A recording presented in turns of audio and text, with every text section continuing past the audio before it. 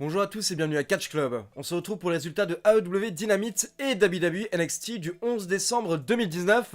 Allez, c'est parti. Le show démarre directement avec un match de Jon Moxley contre Alex Reynolds, accompagné par son partenaire John Silver. Et les commentateurs nous précisent qu'actuellement Moxley détient le record du match le plus court de l'histoire de la AEW. Je crois que c'était 1 minute et 8 secondes, mais il bat ce record hier soir face à Alex Reynolds car il remporte le match en 12 secondes. Et donc après le match, le partenaire d'Alex Reynolds, John Silver, essaye d'attaquer Jon Moxley, mais Jon Moxley se débarrasse rapidement de lui. Puis on a le droit à l'entrée de The Inner Circle, le clan au complet. Et on a 4 des membres qui entourent le ring, donc Jake Hager, Santana et Ortiz et Sammy Guevara, pendant que le champion Chris Jericho monte sur le ring pour rejoindre Jon Moxley. Et donc à ce moment-là, Jericho demande à Moxley de se calmer, car il dit que s'il souhaitait attaquer Moxley, il l'aurait déjà fait. Et donc le champion Chris Jericho commence par complimenter Jon Moxley, puis il nous rappelle un petit peu l'histoire entre les deux catcheurs. Il dit qu'il y a une dizaine d'années, quand Jon Moxley est arrivé à la WWE, il a demandé des conseils à Chris Jericho, et Chris Jericho a aidé Jon Moxley à devenir un main eventer.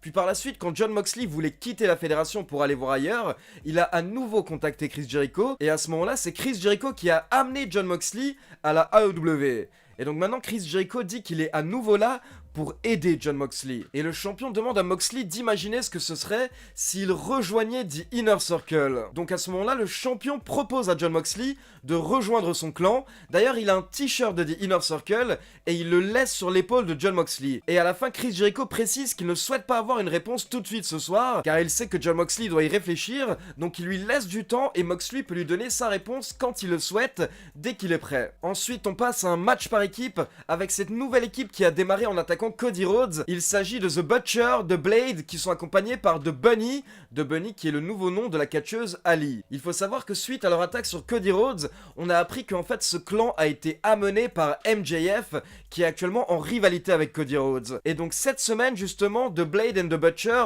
et MJF pouvaient choisir le partenaire de Cody Rhodes, donc ils ont choisi un catcheur qui ne catche pas souvent.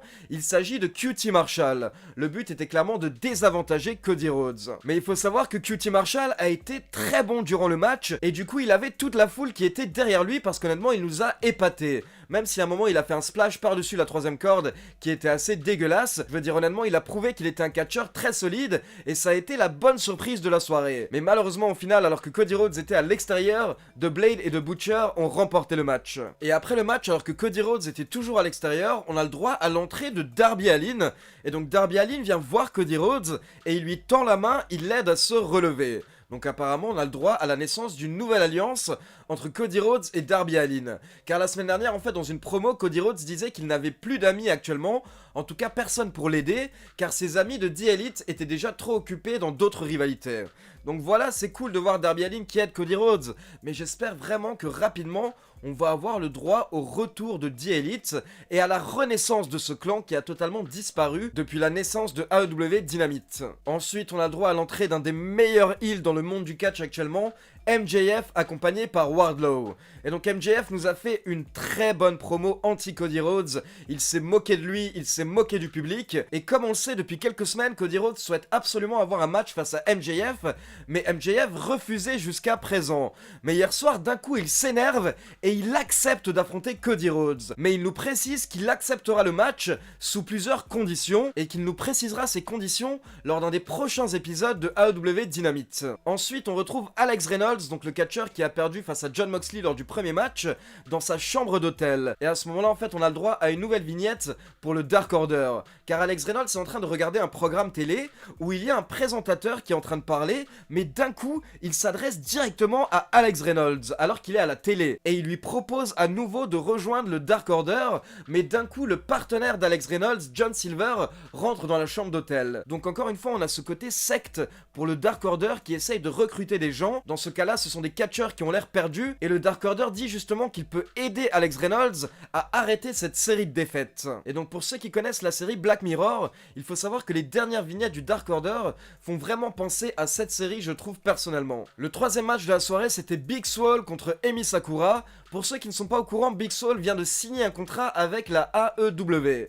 Et donc vous savez que je n'aime pas particulièrement le style de Emi Sakura, mais je pense que hier soir c'était son meilleur match depuis qu'elle est à la AEW. Mais justement au final cette lutteuse qui a près de 20 ans de carrière s'est fait surprendre par Big Swole qui a remporté le match. Ensuite en coulisses on peut retrouver Pac pour une interview, et donc Pac dit qu'il est venu à la AEW pour avoir des opportunités, mais au final tout ce qu'il a rencontré c'est de l'injustice.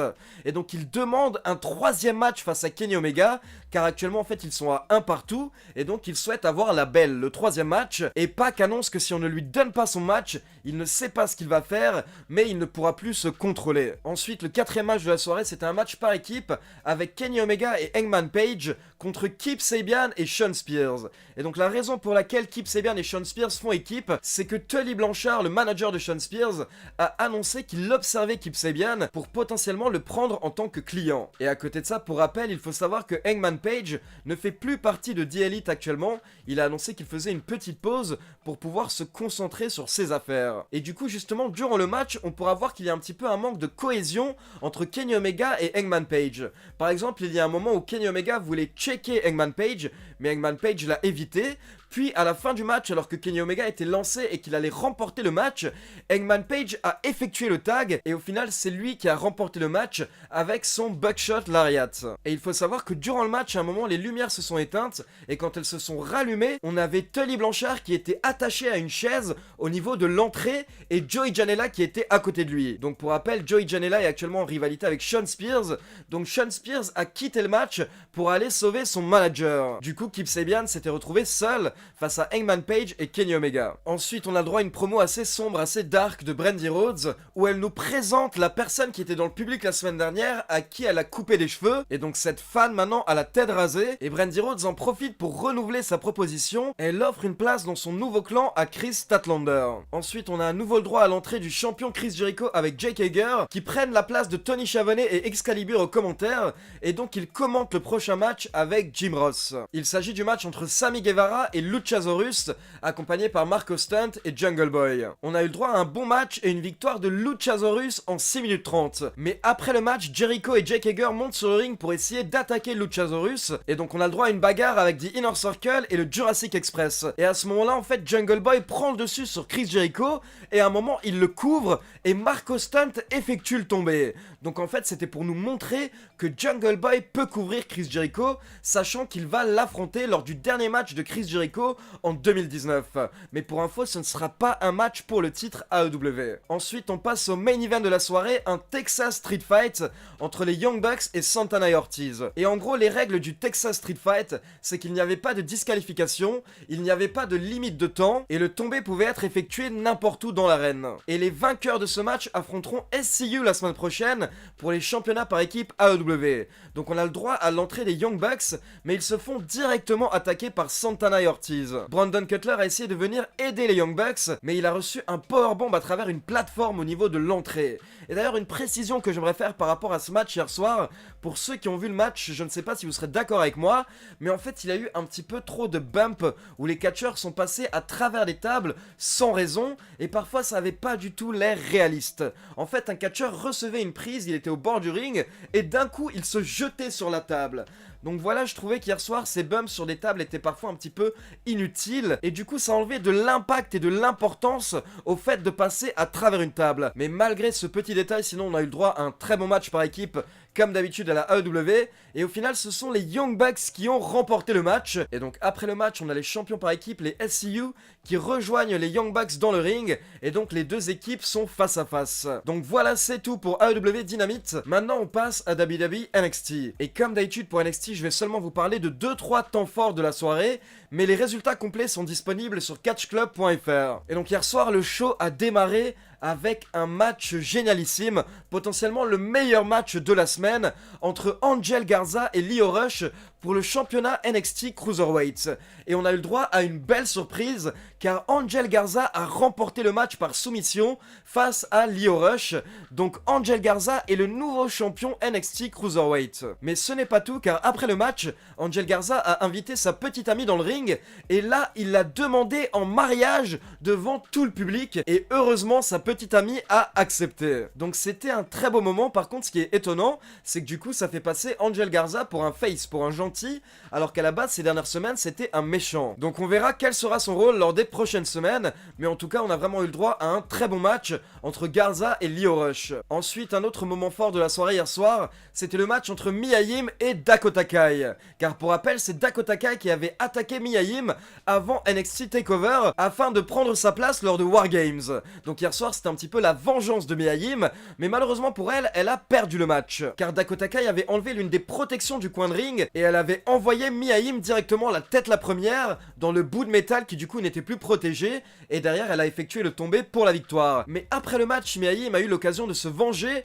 et donc en fait elle s'est battue avec Dakota Kai à travers le public, et à un moment elles se sont retrouvées légèrement en hauteur, et à ce moment là Mia Yim a effectué une souplesse à Dakota Kai à travers des tables, et honnêtement c'était un très gros bump, et la WWE a précisé que Dakota Kai s'est blessée sur ce bump, elle s'est ouverte apparemment suite à ce bump, et elle a eu besoin de plusieurs agrafes pour refermer sa plaie. Et donc pour terminer au niveau des temps forts, on passe au main event. C'était le 7ème match de la soirée hier soir pour WWE NXT, et donc c'était un match entre Tommaso Ciampa, Keith Lee et Finn Balor. Et le vainqueur de ce match affrontera Adam Cole la semaine prochaine pour le titre NXT. Donc forcément on a eu le droit à un très bon match avec beaucoup de suspense, et à la fin Keith Lee avait porté son Spirit Bomb sur Tommaso Ciampa, donc on pensait qu'il allait remporter le match. Mais une fois que Keith Lee avait porté sa prise sur Tommaso Ciampa, Finn Balor était sur la 3ème corde, et donc il a sauté sur Keith Lee pour lui porter son coup de grâce, et c'est Finn Balor qui a remporté le match. Donc Finn Balor affrontera Adam Cole la semaine prochaine